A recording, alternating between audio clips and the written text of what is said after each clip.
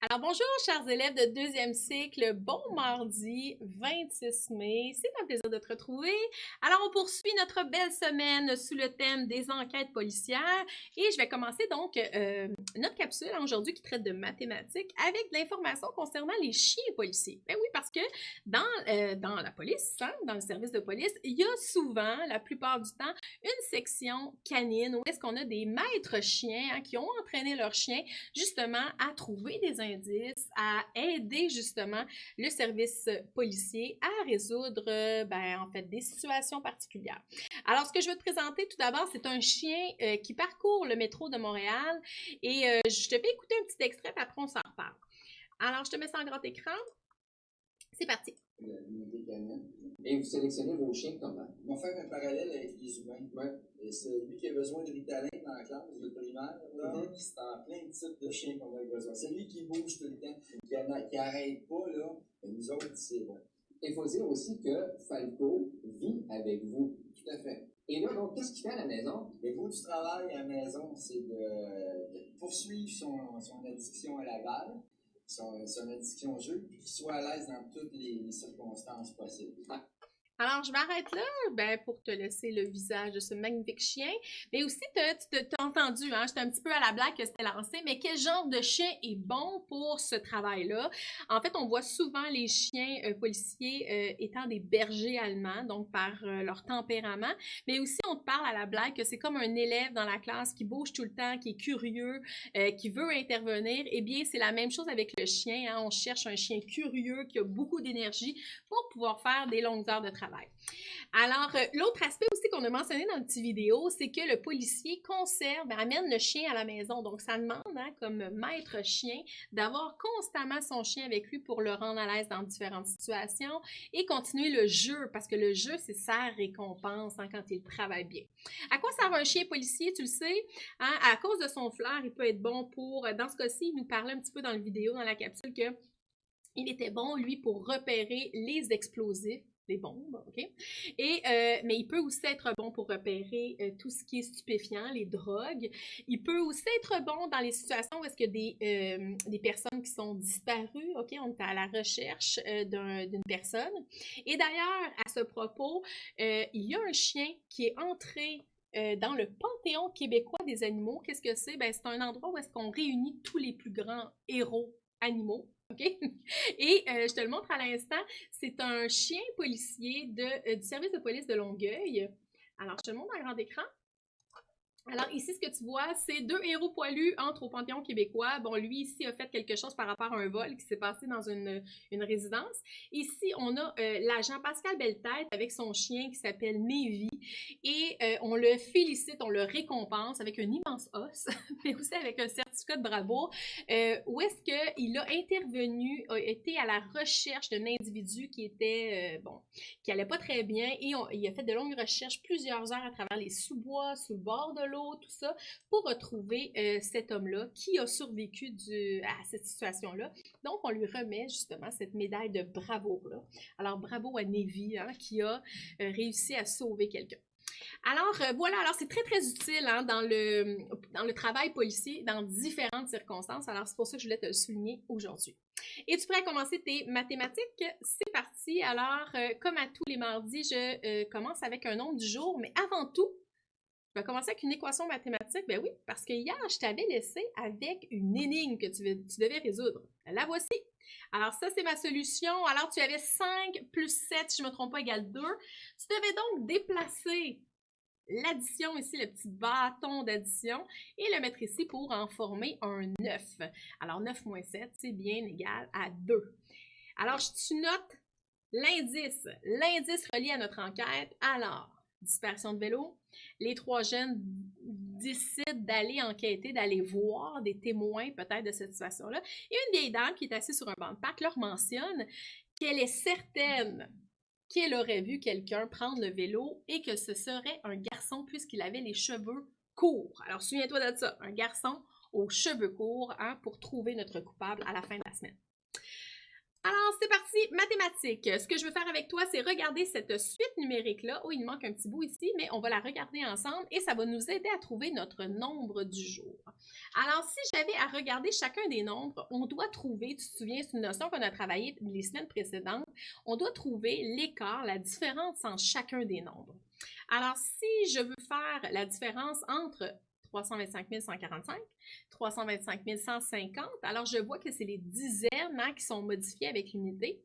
J'ai donc fait ici plus 5. Ensuite, si je poursuis avec le prochain, 325 150, 140, j'ai donc fait moins 10. Alors, plus 5, moins 10, on va aller voir parce que pour l'instant, je n'ai pas fait encore la régularité. Ici, ce que tu ne vois pas, c'est un 5 ici, qu'on voit un petit peu, il manque le petit chiffre. Alors, c'est donc plus 5, moins 10, plus 5. On serait donc rendu à faire moins 10. Alors, c'est un petit jeu justement pour trouver la régularité d'une suite numérique. Alors, on va aller avec ce nombre-là. J'aimerais que tu inscrives la date du jour. On est donc le 26 mai 2020. Et le nombre du jour aujourd'hui, je te l'inscris à l'instant et on va l'analyser ensemble. C'est donc 325 000. 325 100. C'est moins 10, parce qu'on a dit plus 10, moins 10, alors 135. Alors, c'est ce qu'on voit aujourd'hui. Analysons-le de la façon suivante, c'est-à-dire habituellement, je te demande de décortiquer, de le décomposer, de trouver les valeurs de chacune des positions. C'est ce qu'on va faire. Alors, dans ton cahier, tu as ton nombre du jour, le nombre vedette. Si je te demande de le représenter, ce serait de le représenter dans un tableau de valeurs. Alors, j'ai ici, tu dois les connaître par cœur, en 4e année. Unité, dizaine, centaine, unité de 1000, dizaine de 1000, centaine de 1000. Alors, 2e cycle, il faut que tu comprennes que tu dois les mémoriser, ce tableau de valeurs-là. Alors, je réécris tout simplement mon nombre. Et voilà. Alors, si je te demande quel chiffre, par exemple, est à la position des, on va y aller, unités de 1000, c'est donc facile pour toi de me dire que c'est le 5. Si je te demande par contre la valeur, tu te souviens, on revient avec ça, la valeur du 1,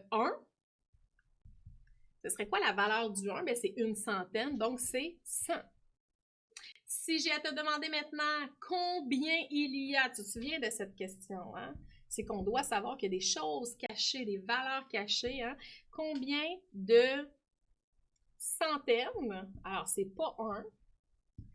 On doit savoir qu'ici, il y a des centaines de cachés. Il y en a là, OK? Parce qu'on a fait des regroupements. Donc, je m'en vais cibler ma centaine. Et c'est donc 3251 centaines. Ça va pour ça? Tu peux aussi décomposer ton nombre. Pour le décomposer, bien, tu prends chacune des valeurs de position et tu les mentionnes. Alors, j'ai 5 unités, 30, 100. J'ai aussi 5 unités de 1000, donc c'est 5000. J'ai aussi 20 000 à cause du 2. Et je termine avec le 300 000. Et ça me donne donc mon nombre ici, là, qui est égal à 325 135. OK?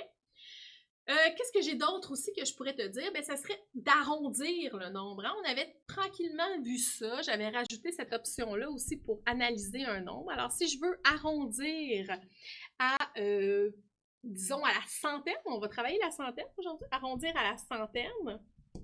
Alors, ce que je vais faire, c'est que je cible ma centaine qui est ici. Et je regarde la centaine inférieure et la centaine supérieure. Alors, la centaine inférieure, disons, c'est 100 et 200. Alors, est-ce que 135, parce qu'on s'occupe des centaines, est plus proche de 100 ou de 200? Il est donc plus proche de 100. OK? Alors, si j'arrondis à la centaine, ça fait 325 100. C'est bon? Alors, si ce qu'on sait, je vais m'arrêter là pour le nombre du jour. On va voir maintenant les notions mathématiques aujourd'hui, qui sont davantage de la géométrie. On va voir, on va réviser ensemble périmètre, aire et volume. Oui, parce que c'est toutes des notions de 2e cycle. J'efface ça. Et je nous ai fait des bons exemples, en fait, parce que j'ai choisi mes notions mathématiques en fonction de notre semaine. Ben oui, parce qu'on parle d'enquête policière. Et si je te dis périmètre, ça te fait penser à quoi si tu essaies de faire un lien avec le domaine policier? Moi, ça me fait appel à mes connaissances antérieures, qui est de faire des périmètres de sécurité. Hein? Je te montre un exemple ici. En fait, en situation où est-ce qu'il y a un crime qui s'est produit, où est-ce qu'il y a eu, il va y avoir probablement une enquête qui va être menée, les policiers sont amenés à établir un périmètre de sécurité. Périmètre, c'est de mettre justement ces fameux rubans jaunes là, qui délimitent un secteur, un endroit, une zone par ce fil-là, et personne ne peut passer là, mis à part les gens qui sont reliés à l'enquête. OK? Alors, périmètre, ça me fait penser à ça, au fameux ruban rouge, ruban jaune. Peut-être qu'il y en a, ça va faire penser à, peut-être leur enseignant leur a parlé de clôture, une clôture autour de terrain. Ce sont tous des bons trucs pour pouvoir te rappeler qu'est-ce que le périmètre. Alors, je te montre un exemple ici que j'ai tiré du livre de Tam Tam dans RP. Et donc, on te parle de ce que c'est un périmètre. Là, ce que tu dois savoir, on va l'écrire, OK? Alors, on voit le périmètre aujourd'hui. Ce que tu dois savoir, c'est que le périmètre, oui, c'est le contour. Hein? Ça peut être mentionné au deuxième cycle, tu dois savoir le mentionner, le nommer avec des unités de mesure, comme les centimètres, les décimètres, les millimètres. OK? C'est ce qu'on appelle des unités conventionnelles. Le périmètre, il peut être super facile à calculer quand c'est une forme qui est, disons, régulière. OK? Je te montre un exemple. Non, je vais y aller avec un exemple que je vais te mettre au tableau. OK? Alors, si je te nomme, ça c'est un exemple qui est d'une forme qui est irrégulière, OK? Une forme régulière, je vais te l'écrire ici. Une forme régulière, c'est si par exemple, je te mets ceci là. J'ai un carré, comme ça, OK? Puis je te dis, c'est un carré, OK? Je te dis que ça mesure, disons, 2 cm. Ben toi, logiquement, tu sais que toutes les autres côtés ici mesurent 2, 2, 2. C'est super facile à calculer. OK? Alors, tu vas faire 2 plus 2 plus 2 plus 2 ou tu vas faire 2 fois 4. OK? Égale 8 cm. Ça va pour ça? Tu as les formes qui sont irrégulières, comme l'exemple qui est ici. Là, je ne t'en dessinerai pas, mais on va le calculer ensemble. Alors, ce que j'ai fait comme exercice, que toi, tu peux faire aussi, c'est de prendre un surligneur quand tu as des formes comme ça, et d'aller compter en surlignant chacun des petits traits qui composent ton carré ici, là, ton unité, okay, qui représente 1 centimètre la plupart du temps. Alors, je vais te mettre ça en grand écran et regarde ce que j'ai fait comme stratégie. Je suis allée prendre mon surligneur, là, je l'ai fait d'un coup là, pour le mesurer, mais toi, tu comprends très bien que tu irais faire 1, 2, 3, 4, 5, 6, 7, 8, 9, 10, 11, 12, 13, 14, 15, 16, 17, 18, 19, 20, 21, 22 unités, 22 cm dans ce cas-ci. OK? Alors, ce que je veux que tu comprennes, c'est que au deuxième cycle, tu dois pouvoir exprimer le périmètre en centimètres ou en millimètres, dépendamment de l'unité de mesure qu'on te propose. C'est bon pour ça? Maintenant, voyons ceci. Alors, je te le mets un petit peu en plus grand. Je veux te parler de l'air. Et pour te parler de l'air, je veux que tu saches que ça a une utilité. Hein, l'air, là, on l'utilise dans plein de domaines. Là, ce que je veux te montrer, c'est le domaine, par exemple, de la construction, de l'immobilier. OK?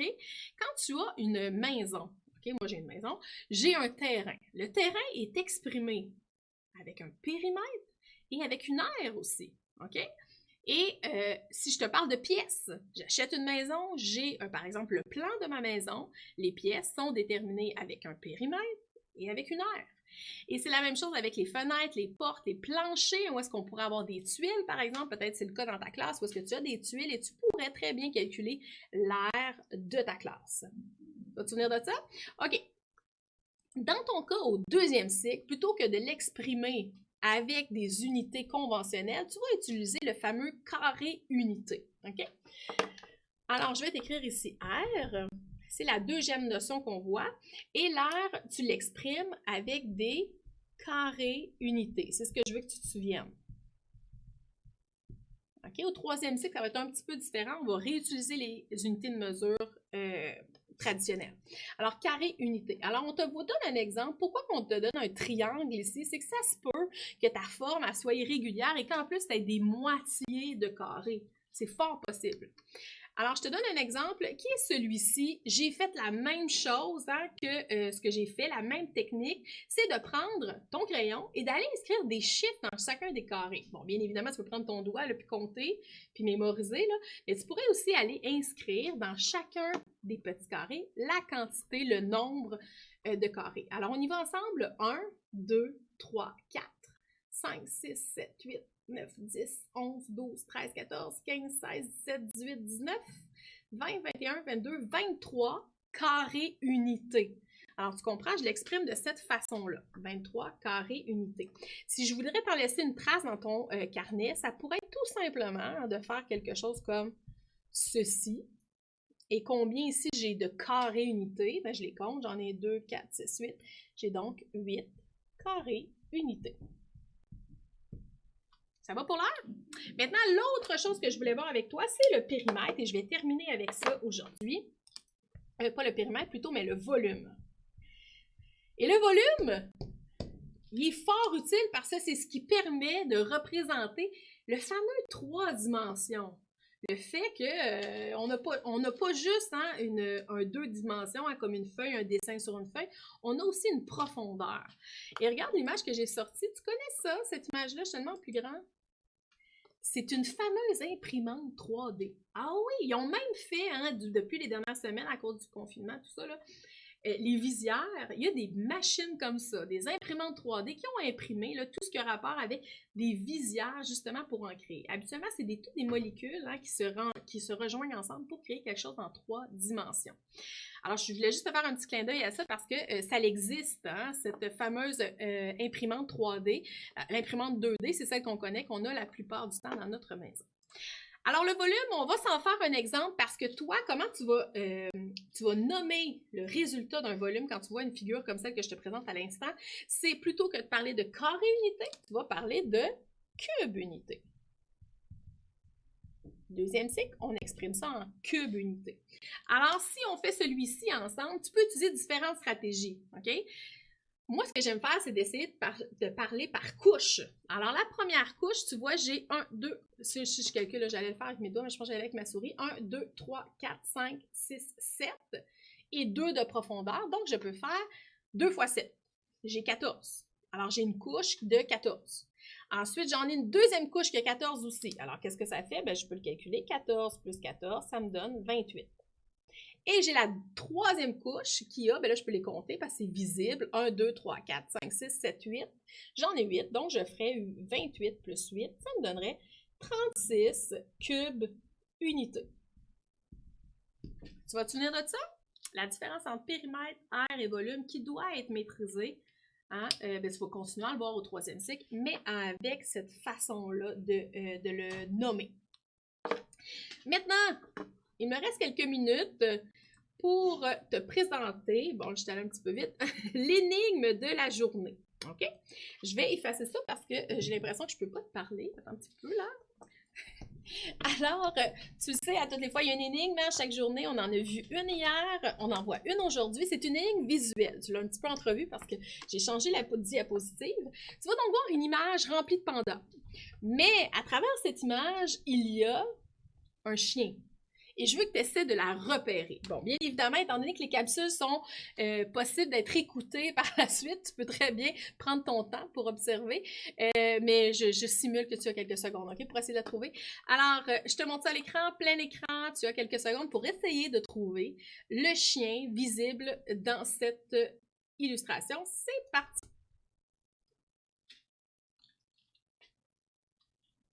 Alors, tu as à le repérer pour demain et pour avoir droit à ton deuxième indice concernant le coupable du vol de vélo. Ça va pour ça? OK! Alors, si tu n'as pas eu le temps, tu sais très bien, hein? Tu fais pause, tu analyses ça et tu marques ça dans ton petit carnet.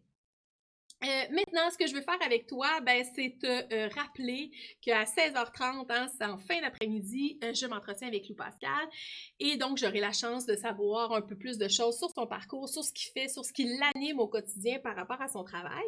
Et je vais aussi avoir des élèves qui vont se joindre à moi pour cette entrevue. Alors, je t'invite à me rejoindre sans faute. Petit défi du jour, j'aimerais que tu essaies de faire quelque chose en lien avec le domaine Pellissier, que ça soit ta prise d'empreinte, que ça soit, par exemple, d'essayer de me trouver des énigmes. Ça, j'aimerais ça. Une énigme, deux énigmes que tu aimerais me lancer, que j'aimerais essayer de résoudre pendant la journée. Alors, ça peut être des énigmes en visuel, comme je t'ai montré, ça peut être aussi des énigmes mathématiques, c'est comme tu veux, et tu les partages au hashtag la classe en ligne à commercial succès scolaire sur le réseau social de ton choix, Facebook, Twitter ou Instagram. Je te souhaite une magnifique journée et on se retrouve à 16h30 pour l'entrevue. Sinon, à demain. Bye bye!